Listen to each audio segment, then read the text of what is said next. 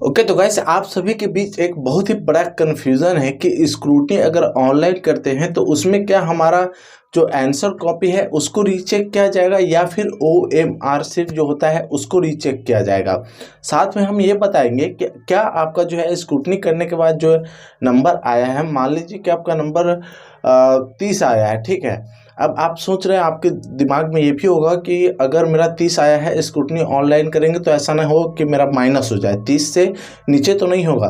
तो सारे सवालों का जवाब आपको आज के इस वीडियो में मिल जाएगा। दोस्तों आप लोगों को पता है कि अब जो है OMR शीट किस तरीके से आता है, जैसे कि आप डिस्प्ले पे देख रहे हैं। फिल क्या हुआ, मतलब आपको और जितने भी क्वेश्चंस होते हैं वो सभी होते हैं नंबर वाइज, और उसके सामने ABCD होता है जिसको आपको फिल करना रहता है। जैसे आप फिल करते हैं तो वो उसका आंसर हो जाता है, ठीक है। और उस पे ना आपको वाइटनर का यूज़ करना है ना किसी अदर चीज़ का यूज़ करना है। अब हम बता देते हैं कि OMR शीट को जो है कैसे चेक किया जाता है। उसमें आपका गड़बड़ नहीं हो सकता। उसमें अगर आपका मान लीजिए कि 30 नंबर का OMR है और उसमें अगर आपको 25 नंबर दिया गया है तो 25 ही होगा, क्योंकि वो कंप्यूटराइज्ड होता है और कंप्यूटर के जरिए उसको स्कैन किया जाता है।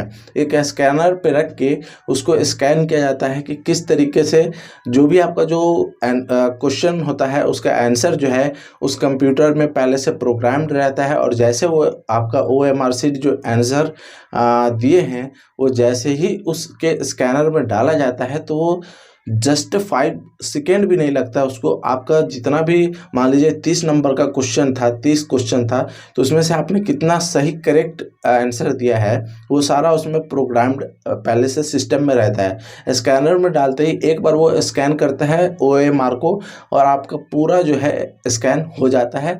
और 30 में आपने कितना सही किया है, 20 अगर आपने सही फिल किया है तो 20 आ जाएगा, अगर आपने 10 किया है तो 10 आ जाएगा, अगर आपने 30 में 30 सही अगर आपने OMR को फिल किया है तो 30 नंबर आपको आ जाएगा।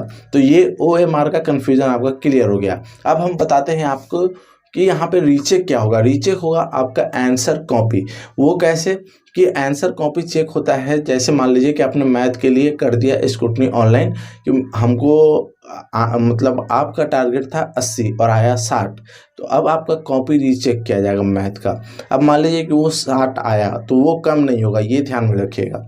अब 80 नंबर जो आपने सोचा था कि मेरा 80 आएगा, तो आपके मैथ के सब्जेक्टिव जो आपने कॉपी पे लिख के आया है पेन से, उसको फिर से जो है टीचर चेक करेंगे, ठीक है। और उसमें ना आपका उसमें ना ही आपका जो है मार्कशीट आएगा, उसमें आपको कोई चीज़ अलग से लिखा हुआ दिखेगा, और नहीं आपका जो है नंबर कम होगा।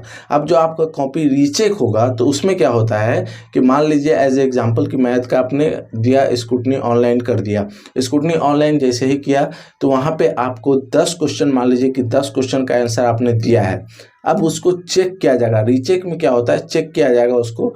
अब उस 10 क्वेश्चन का जो आपने आंसर दिया है, अदरवाइज अगर किसी भी क्वेश्चन का आंसर उसमें ऐड नहीं होगा तो वो देखने के बाद अगर 5 नंबर का अगर आंसर था, आपने आंसर दिया है, उसका 5 नंबर आना चाहिए था, अगर वो ऐड नहीं किया गया होगा तो वो ऐड कर दिया जाएगा।